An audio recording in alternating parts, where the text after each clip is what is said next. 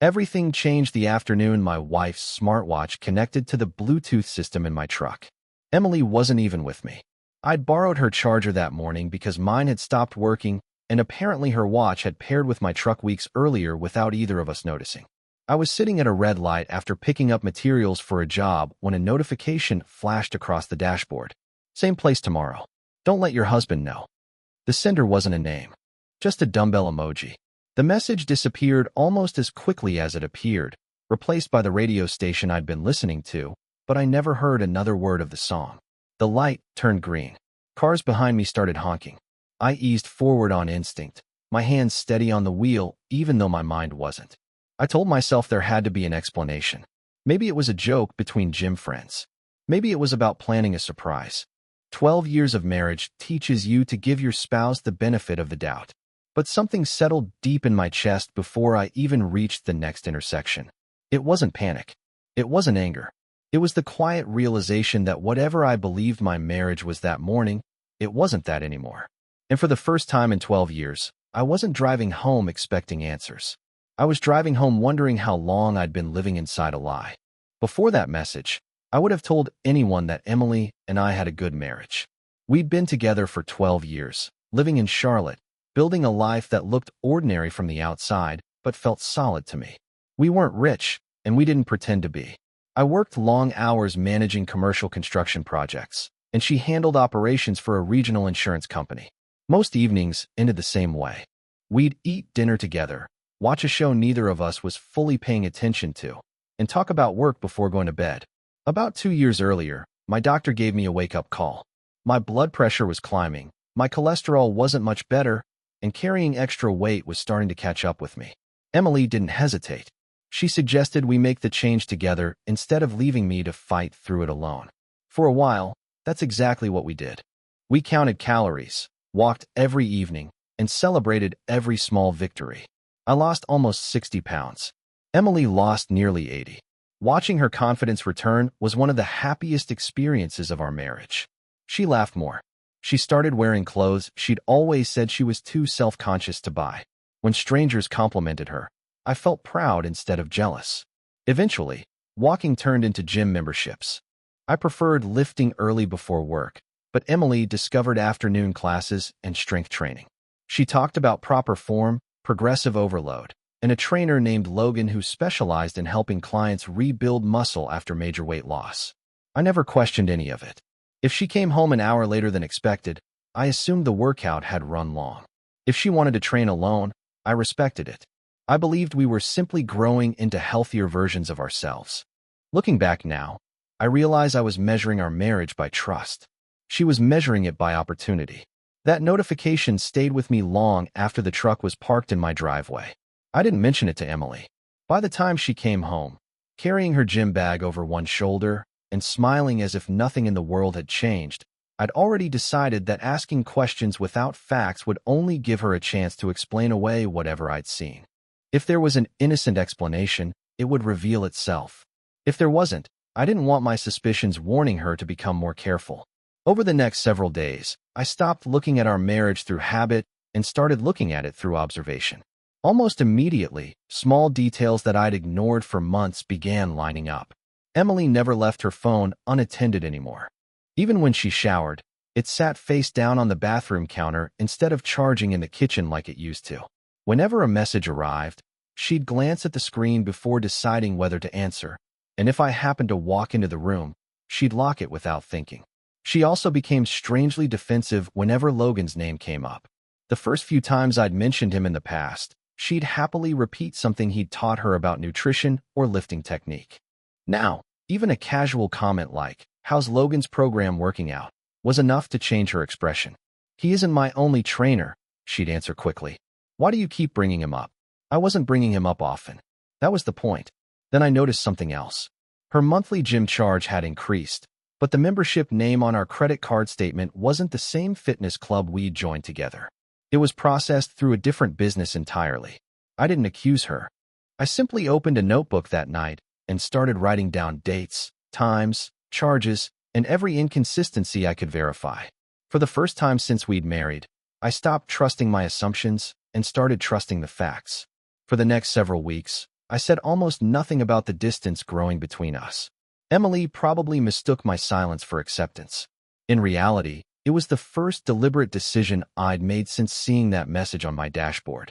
I stopped trying to rescue conversations that had already become one-sided. When she came home late, I didn't ask where she'd been. When she ate dinner while scrolling through her phone, I didn't compete with the screen for her attention. I simply watched. Something inside me had changed. If you've made it this far, this story clearly caught your attention. If you're enjoying it, drop a like on the video. It helps me see what kind of stories you want more of next. Let's keep going. I realized I wasn't searching for comfort anymore. I wasn't hoping she'd reassure me or convince me that everything was fine. Hope had quietly stepped aside and made room for something much more useful. Patience. Every unanswered question became another reason to wait instead of react. Every strange excuse became another detail to compare against the notes filling my notebook. I wasn't building a case against my wife because I wanted to punish her. I was building one because I refused to make the biggest decision of my life based on suspicion alone. At work, I managed schedules, budgets, and deadlines. Feelings never kept a project on track. Facts did. I approached my marriage the same way. The hardest part wasn't pretending everything was normal. The hardest part was sitting across from the woman I'd loved for more than a decade, while realizing she no longer looked at me the way she once had. Her smile had become polite. Her conversations felt rehearsed. Even the quiet between us was different, as if we were sharing a house instead of a life. By then, I understood something I couldn't ignore. Whatever truth I eventually uncovered wouldn't destroy my marriage. It would simply confirm whether it had already ended long before I knew it. Patterns have a way of exposing people who think they're being careful. Emily left the house every weekday at almost exactly the same time. According to her, she spent 90 minutes at the gym before driving home. But after comparing receipts, timestamps, and the notes I'd been keeping, I realized the schedule never quite matched. The workouts stayed consistent. The drive home didn't. One Thursday, I left work early and parked across the street from the shopping center where the fitness club was located. I wasn't hiding behind bushes or pretending to be someone else. I simply sat in my truck where I could see the entrance without being noticed. Emily pulled into the parking lot 15 minutes later. She parked in the same corner space she always mentioned because it was closest to the entrance. Then she stepped out, grabbed her gym bag, and walked toward the building. Except she never went inside. She continued past the front doors without even slowing down, disappeared around the side of the shopping center, and was gone. I stayed where I was. Nearly an hour later, an older man walked past my truck with a golden retriever on a leash.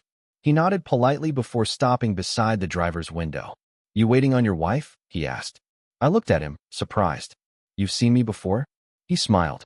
"Not you. Her. She parks there 3 or 4 afternoons a week."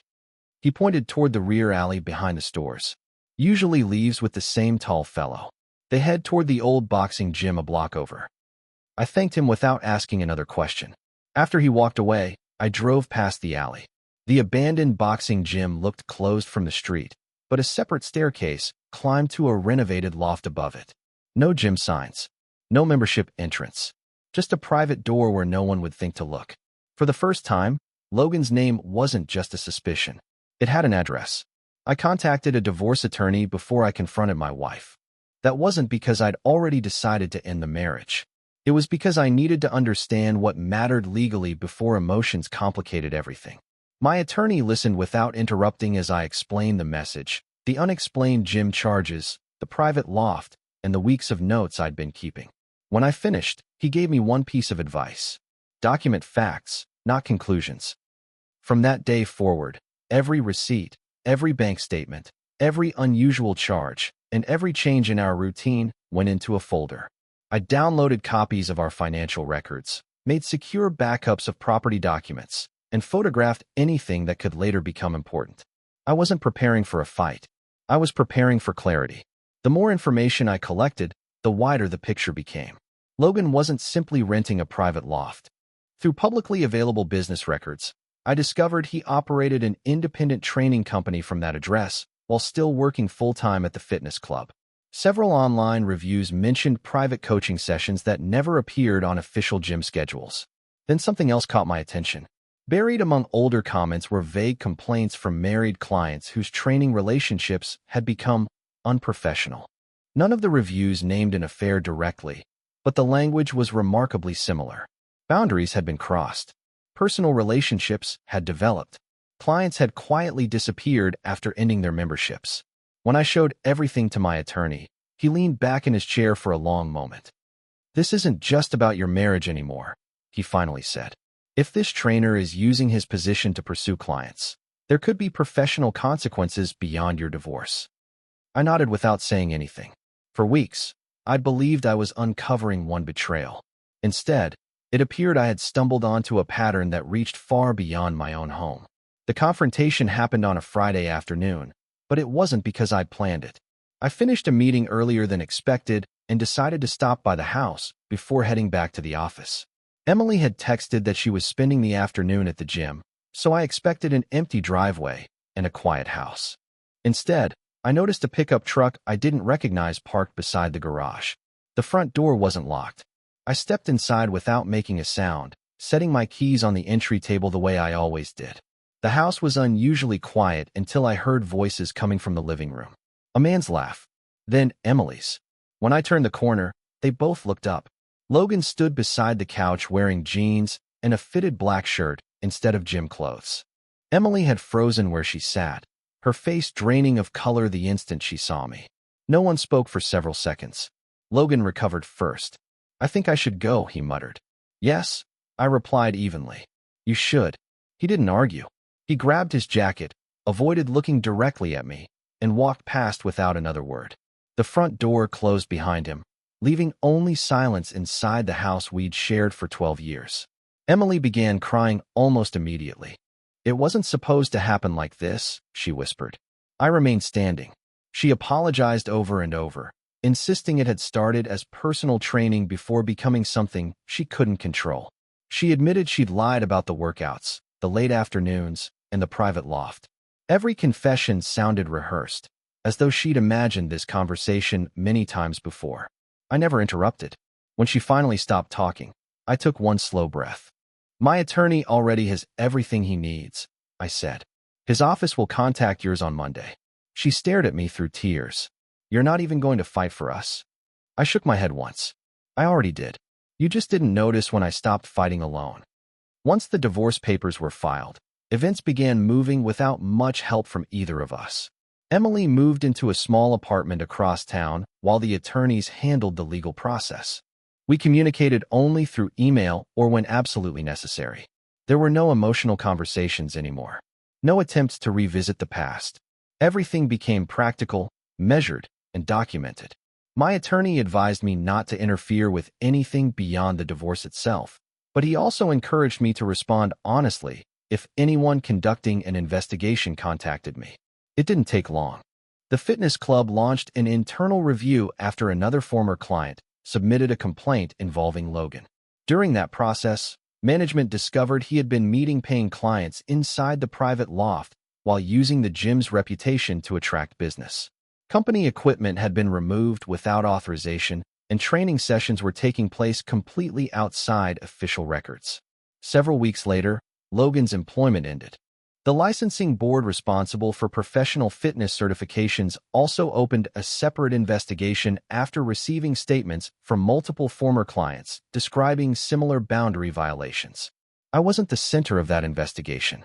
I was simply one person whose experience matched an existing pattern. Emily's own workplace became complicated as well. One of her closest coworkers had known about the affair almost from the beginning. She had covered afternoon absences, encouraged the relationship, and even approved inaccurate scheduling records. What started as office gossip eventually reached human resources, resulting in an internal review that had nothing to do with me. Watching everything unfold felt strangely distant. Months earlier, I would have wanted justice. Now I wanted distance. Friends gradually stopped asking what had happened. They no longer searched for someone to blame or defend. They accepted what the evidence had already made clear. Our marriage hadn't ended because one secret was discovered. It ended because too many people had helped protect that secret for far too long. Almost 7 months after we separated, Emily asked if I would meet her one last time. She suggested a quiet coffee shop on the other side of Charlotte, somewhere neither of us had ever gone together. I almost declined. There wasn't anything left to negotiate, and the divorce had already been finalized. But curiosity won. I wanted to see the woman I'd once planned to grow old with, not because I hoped for reconciliation, but because I wanted to know whether time had changed anything. She was already seated when I arrived. The confidence she'd gained after losing 80 pounds had faded into something quieter. She looked healthy, but tired in a way that had nothing to do with work or the gym. When I sat down, she offered a small smile that disappeared almost immediately. "Thank you for coming," she said. I nodded, but didn't interrupt. She told me she had been seeing a therapist for several months. For the first time, she admitted she hadn't been searching for love when she became involved with Logan. She'd been chasing validation. Every compliment, every message, every secret meeting had made her feel admired in a way she convinced herself she deserved. By the time she realized she had traded a real marriage for temporary attention, there was nothing left to repair. "I destroyed the best thing that ever happened to me," she said quietly. I believed she meant every word. There was no anger left in her voice, and none left in mine. "I'm sorry," she whispered. "I know," I answered. We finished our coffee in silence. As we stood to leave, she asked whether I thought we ever could have found our way back. I looked at her for a long moment before answering. "I forgave you months ago," I said. "But forgiveness isn't the same thing as rebuilding trust." Then I wished her well, turned toward the parking lot, and never looked back. I still wake up before sunrise most mornings. The gym is part of my routine now, but for a different reason than it used to be. I don't train to impress anyone, and I don't measure success by the number on a scale. I go because discipline gave me something that betrayal couldn't take away. Losing weight changed both of our lives. Emily discovered how much attention the world was willing to offer. I discovered how much peace comes from respecting myself enough to walk away when trust is gone. People have asked whether I blame the gym for what happened. I don't. A building full of weights and treadmills didn't ruin my marriage. The affair didn't begin because Emily became healthier or more confident. Those things only revealed choices that had always belonged to her. Looking back, I don't remember the notification on my truck's dashboard with the same pain it caused that afternoon. I remember it as the moment the truth finally reached me. Sometimes the hardest discoveries aren't the ones that destroy your life. They're the ones that give you the chance to rebuild it on something honest. And if I learned anything from those 12 years, it's this. Peace is worth far more than pretending everything is fine. That's the end of the story. If you made it all the way here, consider subscribing to stay with us. I've placed a couple of recommended videos for you, so pick one and keep watching. I'll see you in the next story.